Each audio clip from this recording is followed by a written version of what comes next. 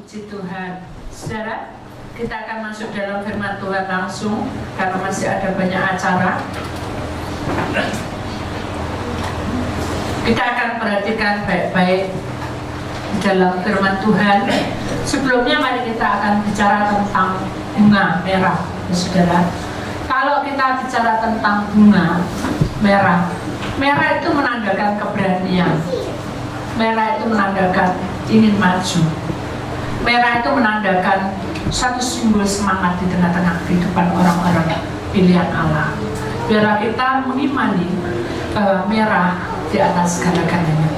Di mana Tuhan sudah membasuh hidup kita, Tuhan sudah menebus kita dengan darahnya yang merah. Amin. Kita akan perhatikan satu firman Tuhan, saudara, di dalam satu ayat 1 Petrus pasal 2 ayat 23a. Ketika ia dicaci maki, ia tidak membalas dengan mencaci maki. Ketika ia menderita,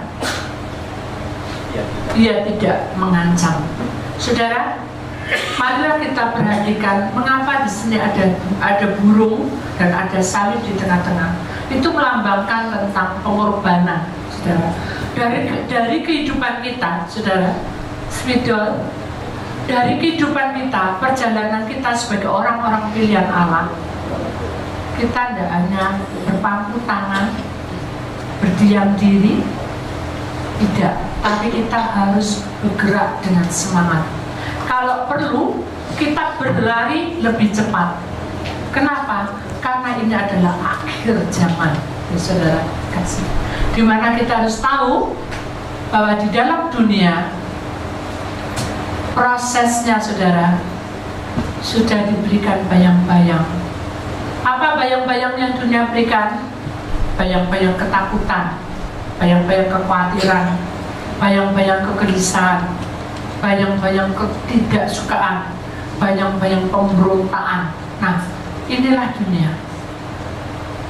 Tapi kita sebagai orang pilihan Allah, kita harus memiliki apa ini? Salib. Dan salib ini tidak boleh terpisah, harus menyatu. Nah, yang disebutkan menyatu ini adalah satu bagian, satu hati, satu pikir, satu jiwa. Di mana kehidupan kita di sini adalah Allah, di sini Tuhan Yesus. Inilah tubuh kita, inilah roh kita, dan inilah jiwa kita. Jadi ini adalah salah satu bagian. Dan di tengah-tengah ini, saudara, inilah Roh Kudus memelihara hidup kita. Kemudian di luarnya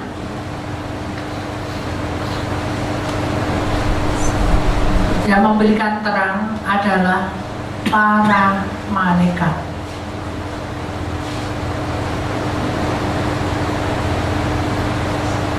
Nah, sebetulnya manusia ini sudah dijagai padat dalam arti tidak ada Allah, ada Tuhan, ada Roh Kudus, ada para malaikat.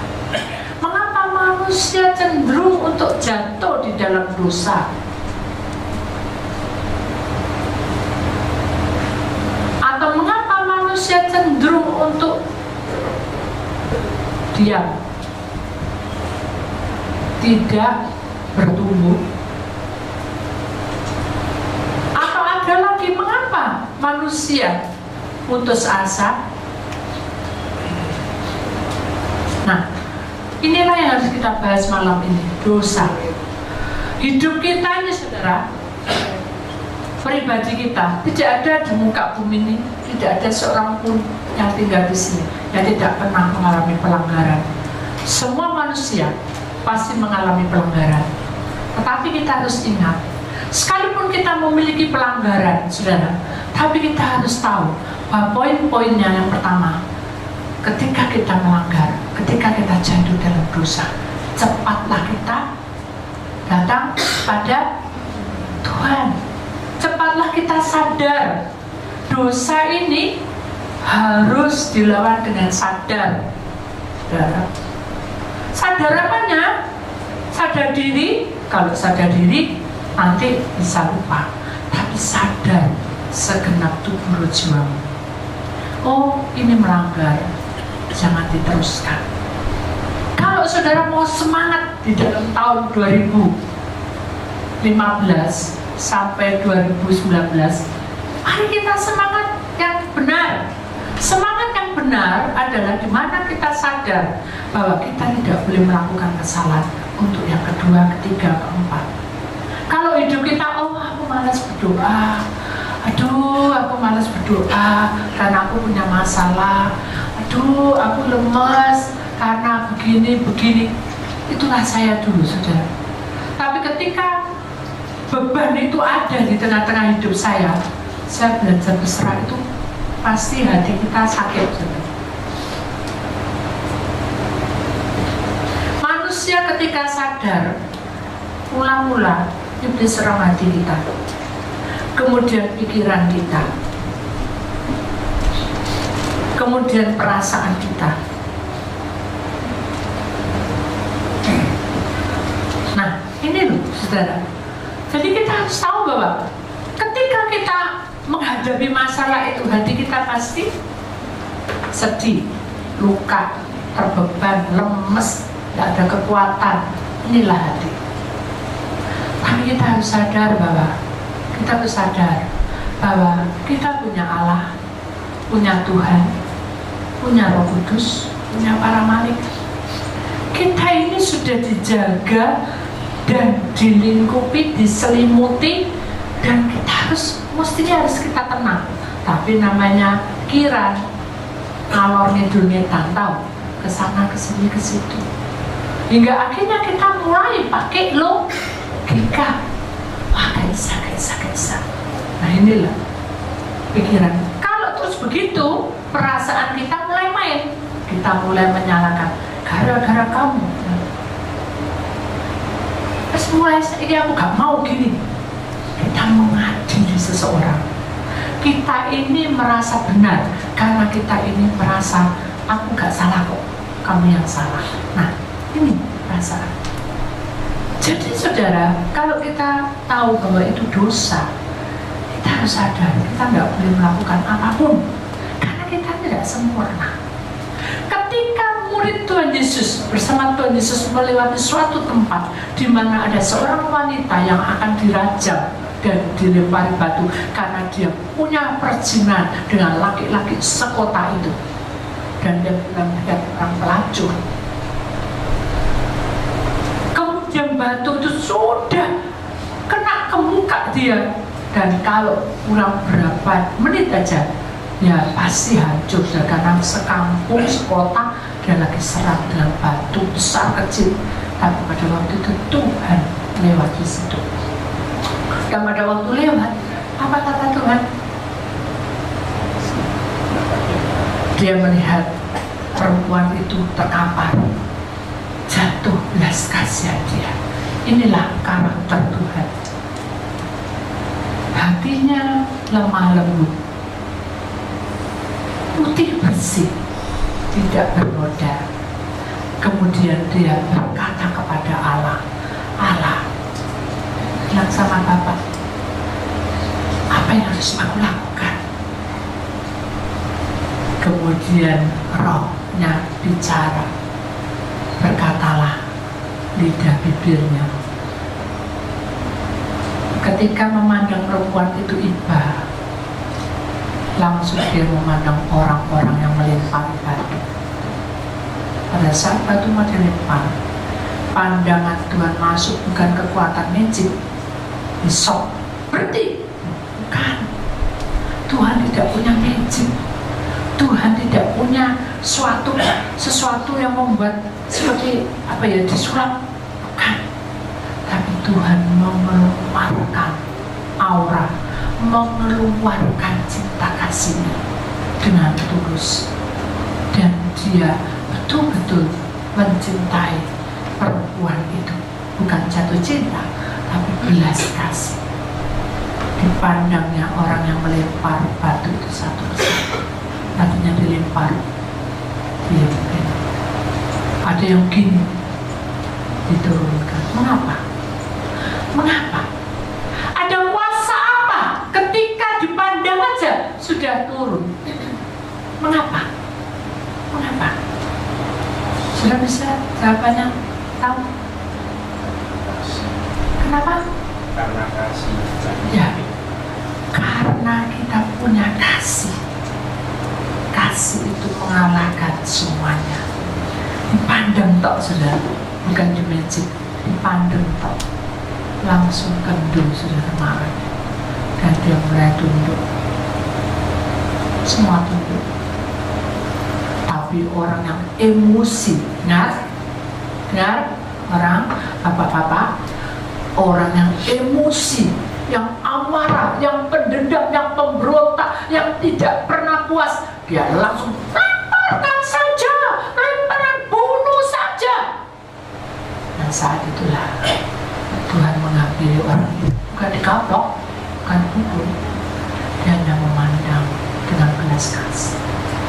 Justru Tuhan mengasihi orang yang emosi tadi. Begitu, dan dia berkata, baiklah, kata Tuhan, tenang Tuhan, sudah, baiklah. Kalau kalian, dia tidak menuduh, ini sikap Tuhan. Baiklah Pak, kalau kamu, tidak, baiklah. Kalau kalian semua mau merajam atau melempar batu dengan perempuan, silakan, kata Tuhan.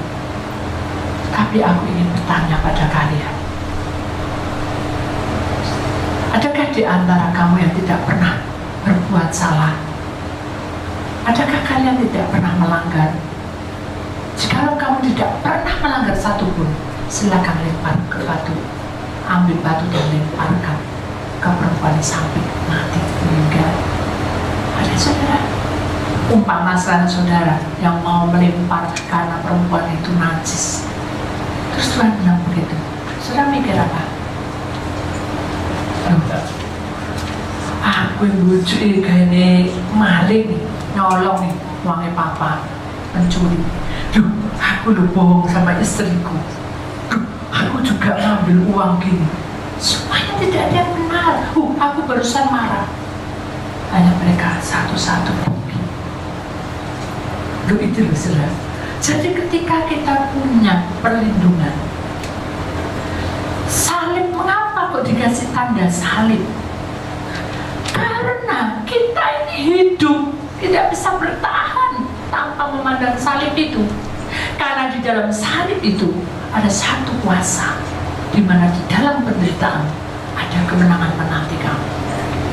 Di mana ada suatu beban dalam hidupmu, disitulah Tuhan mencurahkan kuasanya kepada kamu. Jadi saudara, di tahun 2016 sampai 2019, jangan pernah mengata-ngatai orang dengan perkataan apapun, walaupun saudara benar. Terus mulai seimbang gini, jangan. Itu nanti ada kutuk di atas kepala kita, karena iblis lagi memintai orang-orang benar, dan dia tahu betul kelemahan kita apa. Suka marah, suka bodoh, suka makel, suka nilai-nilai orang, suka banding-banding orang, sangat berbahaya. Karena itu iblis suka, dia akan mengadu domba dengan si A dan si B, merasa si A yang benar, si B yang elek, merasa si B yang benar, si A yang elek. Itulah yang Tuhan ingin, supaya dengan jalan salib ini kita sadar bahwa kita tidak boleh masuk dalam dosa. Langkah kedua, diam, tidak bertumbuh. Wes sembuh karepmu, wes sembuh karepmu, tapi tidak berkembang. Contohnya apa sih Bu? Tidak berkembang itu apa? Kita telepon, tidak ada di sini, di luar negeri banyak. Halo, ya, mari, ya, datang ke tempat pelepasan, Pak. Oh, di mana tuh Bu? Di Jombang itu Atarkonya. Tapi kalau di Surabaya itu tidak ada Atarkonya. Waduh, jauh Bu, Jombang. Waduh, saya tak di Surabaya yang deket-deket aja. Oh ya silakan, nggak apa-apa.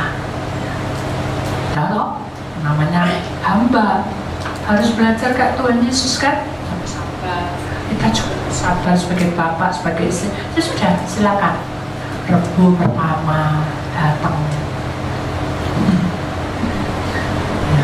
Rebu kedua, Rebu ketiga, Rebu keempat, Rebu kelima. Mas, saya bingung. Orang ini kenapa kok marah dengan saya? Hanya saya diem. Banyak orang kan tidak mungkin. Ini kamu marah ada apa? Tidak mungkin deh. Tak diem kan lupa sudah. Ini siapa? Sampai kadang ini pun ambil. Orang ini dari lupa sudah. Hanya dia ngebel SMS. Kenapa Tuhan tidak menjawab doa saya? Saya sudah pelepasan itu kurang lebih 12 kali. Mengapa Tuhan tidak adil pada saya? Berarti Tuhan sudah membenci saya karena saya punya salah dosa begini-begini. Nah, ini namanya dia tidak bertumbuh, menuntut dan tidak mau tahu mengapa. Akhirnya saya bilang, tolong hubungi saya. Hubungi saya. Jawabnya, terima kasih atas perhatiannya. Gitu. Terus saya hubungi, tidak diterima. Besok tak hubungi lagi, tidak diterima. Besok lagi tak hubungi lagi, tidak diterima. Ya sudah, 3 kali kan saya lepas. Terus akhirnya suatu malam jam 3 saya sampai kebingungan. Ini bandnya di mana? Teleponnya itu ada di dalam tas di lemari. Jadi kebingungan saya teleponnya. Hari itu saya coba betul. Akhirnya saya tahu bahwa ada di lemari. Saya buka, oh sudah ada 12 lebih, mungkin bisa 20 kali. Saya terus hubungi lagi. Tolong dihubungi saya kan takut ganggu. Tak lihat jam 1 jam jalan. Jadi sudah jam 3:30. Tolong dihubungi saya, tidak dijawab. Begitu saya taruh, baru saya tak tunggu setengah jam. Itu pun bunyi. Saya lari, saya terima. Kok lama tidak diterima teleponnya? Saya bilang, aduh saya ambil, situ tidak ada. Situ ambil, situ dihubungi, saya tidak ada. Kok bisa kayak gitu ya? Jadi Tuhan itu tidak sayang sama aku. Nah, dia tidak bertumbuh. Jadi sering menyalahkan diri sendiri. Itu namanya diam tidak bertumbuh. Sudah bukan seperti itu kan? Jadi kalau telepon tidak bisa, kalau kita janji tidak bisa, harus sabar. Tidak apa-apa, 20 kali, 30 kali, asal tidak boleh seperti ini, harus bertumbuh. Akhirnya dengan dia bilang, saya bilang gini, sekarang kita berdoa di atas wajah. Aduh Bu, Jombang itu jauh sekali. Ya. Terus nah, kamu mau kemana? Saya mau ke Semarang. Semarang sampai Jombang dekat mana? Ya dekat Jombang, tapi menurut saya sangat jauh Jombang karena tidak ada hubungan apa-apa. Kalau Semarang ada pacar saya. Saya dalam hati saya, itulah manusia ya. Oh jadi kalau pacar bawa ke ujung bumi itu dekat ya. Tapi kalau untuk doa sulit ya. Enggak begitu Bu, Ibu salah sangka. Ya enggak apa-apa. Yang penting sekarang kamu mau pasak ya. Aku mau supaya kamu ada di atas kol. Ya wes tak cobain.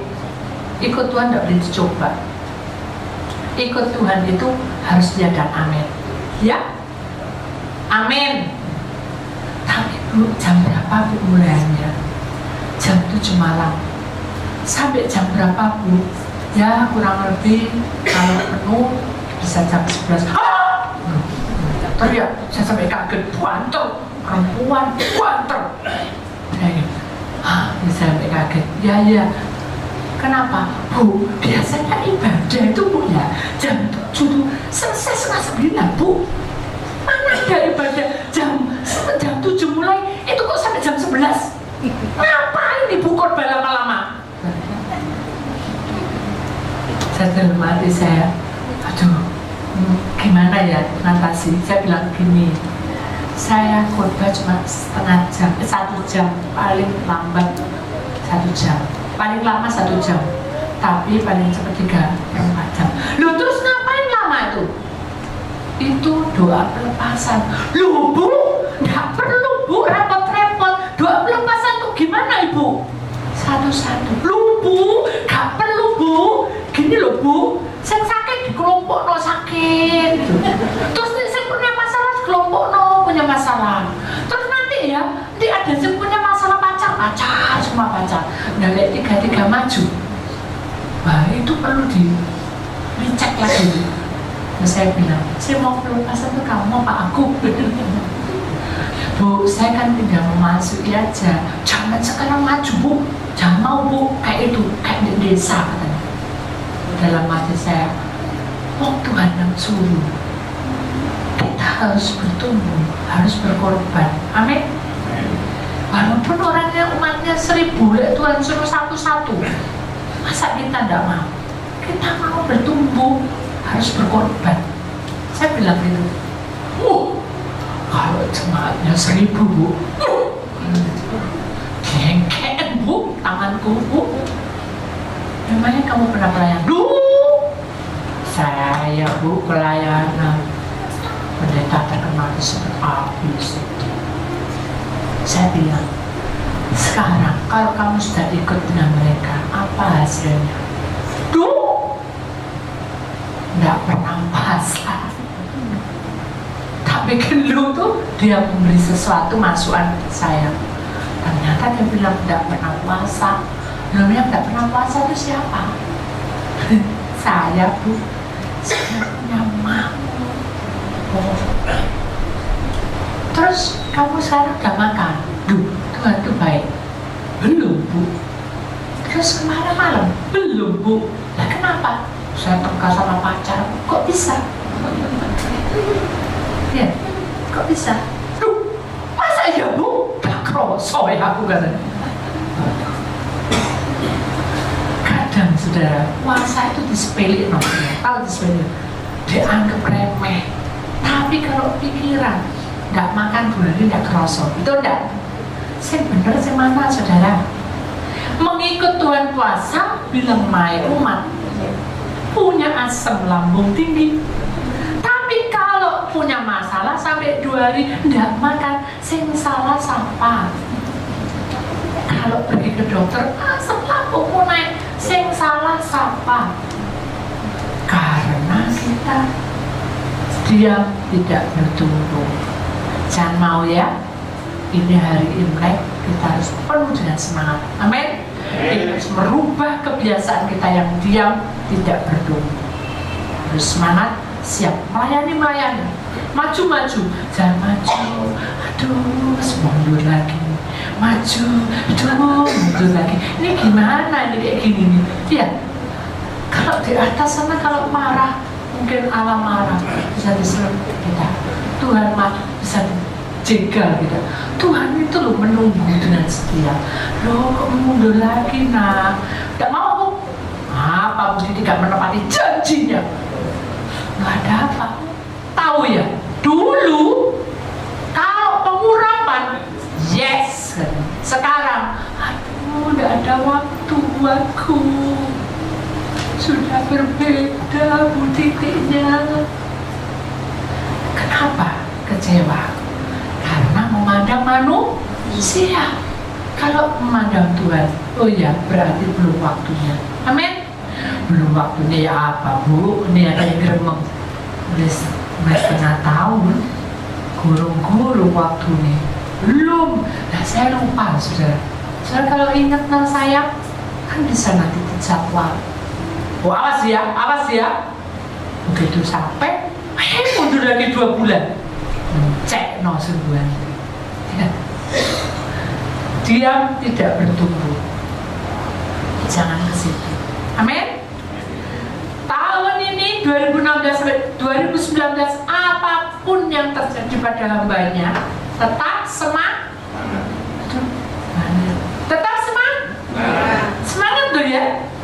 Jangan memandang manusianya. Ini berapa? Kalau Tuhan kirim sampai berapa ribu, saudara bagaimana? Lo keter bu, sing lawas bu, mateng bu, wes menghilang semua bu. Loh, saudara kok jadi anak kecil terus? Saudara mau jadi orang dewasa? Kalau anak kecil Austin saudara, maaf ya, Austin itu kan masih 1,5, 1,8 kan dia jalannya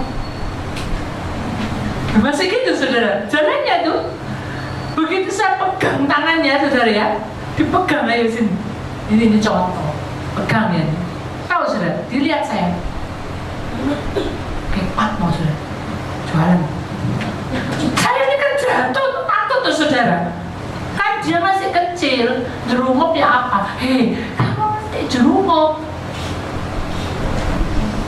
nggak mau. Lalu saya bilang, no, saya bisa nekat, no. Oh, nerang no, aku mau jalan dewe, aku mau jalan sendiri kok tidak boleh, aku mau belajar. Itu Austin, saudara, mau jadi dewasa. Lalu Isa di tempat seberangan tuh mau ke AW, jalan sendiri maunya, pegang tidak mau, banyak mobil saudara. Masa kita mau kalah sama Austin? Ya, maunya dipegangi sama Bu Didi terus, ayo ikut, kan enggak toh, harus lepas menjadi dewasa. Saudara ikut Tuhan berapa tahun, harus menjadi dewasa, jangan diam tidak bertumbuh. Amin. Ingat ya, berjanjilah pada Tuhan nanti waktu terima, ada angpau, ada ayat mas, ada doa. Disitulah saudara akan terjawab semua. Saudara, kepentingan saudara, keperluan saudara. Tuhan itu tidak ingin kita tidak bertumbuh. Jadilah bertumbuh, karena Tuhan ingin kita menjadi indah di pemandangannya. Kemudian putus asa. Kita tahu putus asa? Ketika masalah besar, saudara. Ketika suami saya tidak ada, dipanggil Tuhan, saya putus asa. Secara logik, putus asa. Kenapa? Karena kalau pergi selalu berdua. Ada Bu Titi, ada Pak Yan. Ada Pak Yan, ada Bu Titi. Itulah saya. Begitu sudah pergi, sudah ada Bu Titi, tidak ada Pak Yan. Jadi saya kalau makan, pada saat saya pernah makan di sini, saya jadi ingat, saya bilang, saya dulu pernah makan di sini sama Koyan. Jadi saya. Terus nanti apalagi ingat ya ada kursi roda yang clearnya sama, tempat duduknya sama. Saya nangis lagi, aduh ini kursi rodanya suami saya.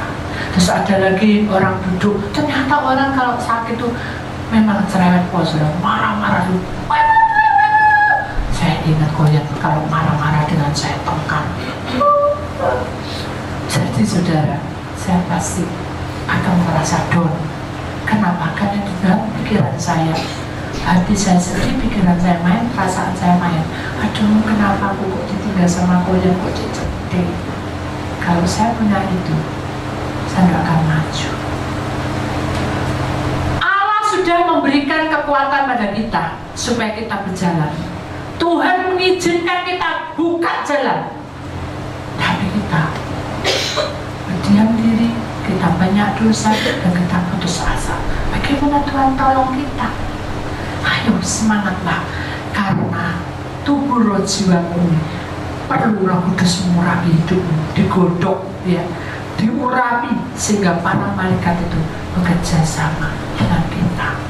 Jadi saudara, pada intinya jangan saudara melihat ke kiri ke kanan, oh itu lo udah datang karena ini, oh itu udah datang, biarkan mereka lewat, doakan mereka. Jadi kita tidak perlu menghakimi siapapun, karena Tuhan punya rencana. Oh sekarang di tempat Ibu Didi baru-baru semua, itu urusan Tuhan. Amin. Jadi saudara tidak perlu menghakimi siapapun, yang penting saudara datang bertemu dengan salib Tuhan. Tuhan akan menguatkan hidup saudara, bukan hanya sampai hari ini, tapi sampai rambutmu memutih, sampai kamu jadi orang pikun, sampai kamu pong semua. Tuhan tetap cinta pada kita. Amin. Dia selalu menjaga kita, tidak akan kekurangan satu apapun. Kenapa? Dia hidup di tengah-tengah kita, dan Dia mau bekerja, mau bersatu, mau memberikan penjagaan, bukan hanya 1000%, tapi seluruh hidupmu, nafasmu, hidupmu, kekuatanmu, Tuhan akan melingkupimu. Jadi saudara, biarlah putus asa dibuang jauh-jauh. Loh ya apa Bu, tidak putus asa, aku ini habis begini. Loh ya apa Bu, ini begini. Saudara, jujur saya bicara juga, kalau saya dengan perasaan saya, dengan pikiran hati, pikiran dan perasaan saya pasti tidak akan berdiri di sini, saudara, karena beban ini berat. Tapi kalau saya memandang salib Tuhan, walaupun saya beban berat, saya melinangkan air mata, Tuhan tampil di kirbatnya setiap tetesan air mata kita, setiap tetesan air mata kita, Tuhan tampil, bukan dibuang. Austin kalau nangis, saudara, dia mewek-mewek, saya yang mengusap hati saya ternyata, saya peluk dia. Nggak boleh nak, nggak boleh itu air panas sayang. Rasanya pengen tak beritahu ya apa, benda nangis terus, saudara. Saking bingungnya, satu hari nangis terus, saudara. Mungkin badannya nggak enak, saya ajak keluar nangis juga. Jadi nangis saja loh, itu cukup, saudara. Rasanya rumisi, tak hibur ya apa caranya supaya Austin tidak nangis. Itu seorang emak, aman, bukan seorang papa atau mama. Lebih lagi, apalagi Allah yang menciptakan kita nangis. Dia tidak ingin kita menangis. Jadi saudara, pada intinya kita harus sadar bahwa salib itu menjadi bagian kita. Mengapa di situ ada burung merah? Itu burung Raja Wali. Ya, kita akan terbang tinggi bersama urapannya. Burung Raja Wali menandakan urapan. Penyertaan Tuhan itu menjamin hidup kita, dan Dia ada di tengah-tengah kita ketika hidup kita berserah kepadanya. Dan jangan memandang apapun. Kemudian kita lihat lagi slide selanjutnya. Kita perhatikan dalam 1 Petrus 23b, tetapi ia menyerahkannya kepada Dia yang menghakiminya dengan adil. Sudah perhatikan di sini, mengapa ada wajah Tuhan Yesus dan di dalam hati ini ada duri, hatinya ada duri, saudara. Kenapa? Karena penderitaanmu, beban beratmu, urusanmu yang membuat kamu stres, depresi, Tuhan sudah ambil semuanya, sehingga mengeluarkan lidah api. Ini lidah api, saudara, yang akan mengurapi hidup kita dari ujung kepala sampai ujung kaki. Jadi semangatlah, karena Tuhan ingin hidup kita semangat. Hari ini kita mau masuk dalam perjamuan suci. Mengapa kita ada perjamuan suci setiap hari Imlek? Karena kita sadar di tahun yang baru ini, biar kita belajar, saudara, untuk menerima kenyataan ini seperti jalan salib Tuhan. Mengapa Tuhan katakan ada gambaran roti dan anggur? Roti adalah lambang tubuh Kristus yang sudah hancur karena perbuatan pelanggaran kita. Dosa kita ditanggung, diam tidak bertumbuh ditanggung, putus asa ditanggung, supaya kita hidup benar dan masuk kerajaan surga selama-lamanya. Mengapa kita pakai anggur? Anggur melambangkan darah Tuhan yang sudah mengalir merah, melambangkan penebusan yang kudus dan sakral, di mana tidak ada di dunia ini yang mau rela berkorban untuk nyawa kita kecuali Tuhan Yesus Kristus. Mari saudara, kita imani bahwa firman Tuhan pada malam hari ini menerangkan kita bahwa Tuhan ada di pihak kita. Di akhir zaman ini ada banyak hal yang terjadi, saudara, yang di luar nalar kita. Tapi ketika kamu serahkan hidupmu, bebanmu pasti diangkat. Amin. Perkaramu pasti diberikan pertolongan, dan apapun penyakitmu pasti Tuhan berikan kesembuhan.